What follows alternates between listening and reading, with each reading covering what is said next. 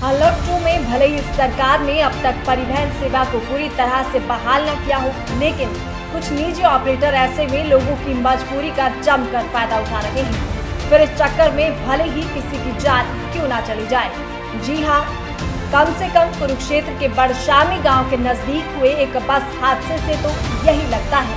बड़शामी गांव के नजदीक एक निजी बस अनियंत्रित होकर सड़क किनारे पलट गई।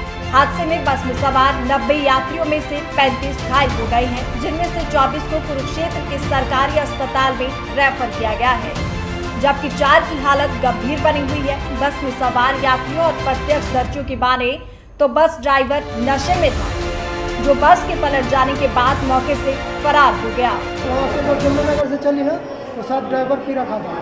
1-1.5 किलोमीटर चलने के बाद और गाड़ी का जो ऑनर आया, पेट्रोल पंप पे तेल भरवा दिया। उसके बाद ऑनर बोला उसको कि लेके जाओ, तो ड्राइवर लेके चलता रहा, इधर उधर भागते बहुत फास्ट चला रहा था और चलाते लास्ट में वो पड़ 100 कलम समाजी ऊपर नीचे पूरा भर के बंदा। 100 मला 100 के ऊपर ही होगा, कम नहीं है, 100 के ऊपर ही है।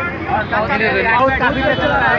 कितने लोग थे बस के अंदर? 100 से ऊपर है जी बस के अंदर। हाँ जी। इतने लोग क्यों बैठाए थे? इसको जब अनुमति नहीं है इतने लोग बैठाने की, तो क्यों इसने बस के अंदर इतने लोग? ड्राइवर की क्यों करा जी?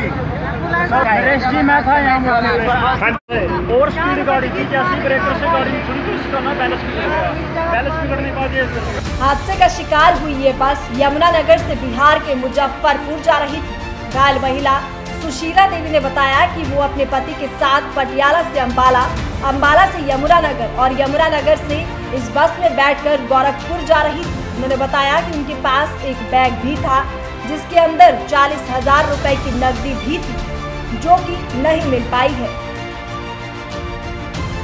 बैठी थी, पटियाला से अम्बाला आई थी। अम्बाला से बस वाला ने बैठाया था 5,000 लेके।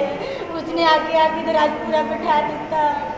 उस बस में मेरा 40,000 रुपया दिएगा मेरे टैक्सी में। हैरानी की बात यह है कि यमुनानगर से ये बस जिले की सीमा को पार कर बड़शामी तक पहुंच गई, लेकिन रास्ते में किसी ने चेक नहीं किया। इतना ही नहीं, यहाँ सवाल ये भी उठता है कि जहाँ से इस बस में सवारियां बिठाई गई, वहाँ भी किसी ने इस बारे में कोई ऐतराज नहीं जताया।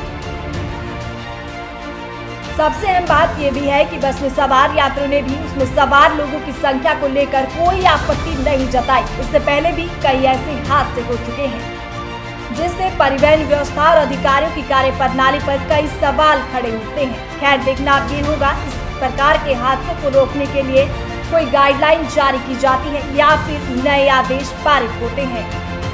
भारत 9 के लिए कुरुक्षेत्र से दर्शन कैद की रिपोर्ट।